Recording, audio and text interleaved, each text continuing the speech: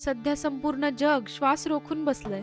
FIFA world cup सुरू आहे. देश एकमेकांशी भिडतायत. लाखो लोक स्क्रीनला खिळून आहेत आणि त्या हिरव्या मैदानावरचा प्रत्येक सेकंद जणू लाईफ अँड डेथचा प्रश्न वाटतोय. खेळाडू स्वतःच्या शरीराची संपूर्ण ताकद पणाला लावत आहेत.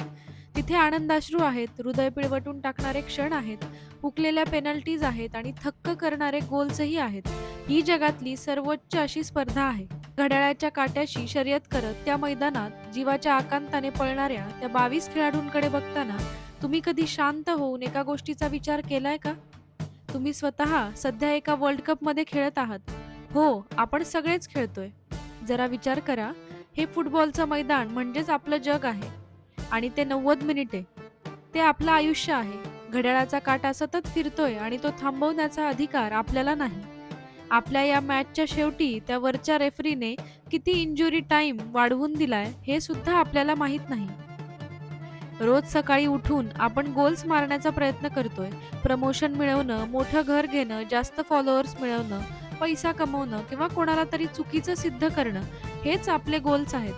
आपण संकटांना टॅकल करतो, जबाबदाऱ्या एकमेकांकडे पास करतो आणि विरोधी टीमशी सतत स्पर्धा करतो. ही विरोधी टीम म्हणजे आपण अनेकदा आपले स्पर्धक, आपले नातेवाईक किंवा आपल्या परिस्थितीला समजतो.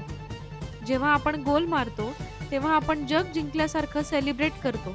पण जेव्हा आपला गोल हुकतो, जेव्हा एखादं अपयश किंवा नकार पचवावा लागतो, तेव्हा ओपन नेट मिस करणाऱ्या स्ट्रायकर सारखे आपणही हताश होऊन गुडघ्यावर बसतो.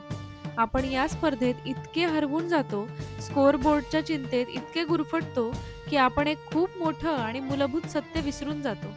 आपण विसरतो की हा फक्त एक खेळ आहे. आपल्या प्राचीन अध्यात्मात या विश्वाला अनेकदा लीला म्हणजे ईश्वराचा खेळ म्हटलं आहे. त्या सुप्रीम कोचने, परमेश्वराने आपल्याला या मैदानावर फक्त स्कोअर बोर्डचं टेन्शन घेऊन मरण्यासाठी पाठवलेलं नाही, तर त्याने आपल्याला इथं खेळण्याचा आनंद घेण्यासाठी पाठवलं आहे. पण या जीवनाच्या खेळाचा सर्वात मोठा स्पिरिच्युअल ट्विस्ट काय आहे माहितीये? या मॅचमध्ये तुमचा खरा विरोधी खेळाडू तुमच्या समोर उभा नाहीच आहे. तुमचा खरा विरोधी खेळाडू तुमचीच जर्सी घालून उभा आहे. तो म्हणजे तुमचा स्वतःचा अहंकार, इगो, तुमच्या भीती, तुमचा मोह आणि तुमचे भ्रम. आपण आपली 90 मिनिटे एकमेकांना लाथा मारण्यात, स्वतःकडेच बॉल ठेवण्यात घालवतो आणि आपल्याला वाटतं की शेवटी मिळणारी ती सोन्याची ट्रॉफी म्हणजे पैसा आणि स्टेटस आहे. पण मंडळी, जेव्हा फायनल व्हिसल वाजते, जेव्हा या पृथ्वीवरचा आपला वेळ संपतो, तेव्हा तो स्कोअर बोर्ड आपण आपल्यासोबत घेऊन जाऊ शकत नाही. ते गोल्स, ती संपत्ती, ती प्रसिद्धी, सगळं काही याच मैदानावर राहतं. मग खरी जिंकण्याची ट्रॉफी कोणती? तर खरी ट्रॉफी आहे मनाची शांती, इनर पीस. खरा विजय इतरांना हरवण्यात नाही, तर स्वतःवर मात करण्यात आहे. पूर्ण पॅशनने 100% ताकदीने खेळ खेळणं, पण त्याच वेळी त्या खेळाच्या निकालापासून पूर्णपणे अलिप्त राहणं, हेच खरं स्पिरिच्युअलिटी आहे.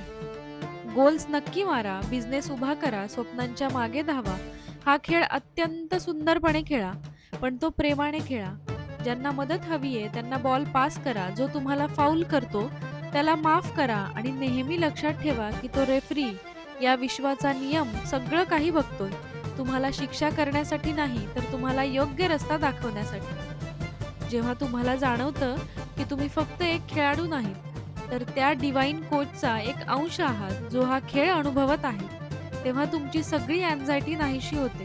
तुम्ही हरण्याच्या भीतीने खेळणं बंद करता आणि खेळाच्या खऱ्या आनंदासाठी खेळायला लागता. या वर्षी जेव्हा तुम्ही वर्ल्ड कप बघाल तेव्हा त्या थ्रिलचा नक्की आनंद घ्या, पण स्वतःच्या मॅचची आठवण ठेवा.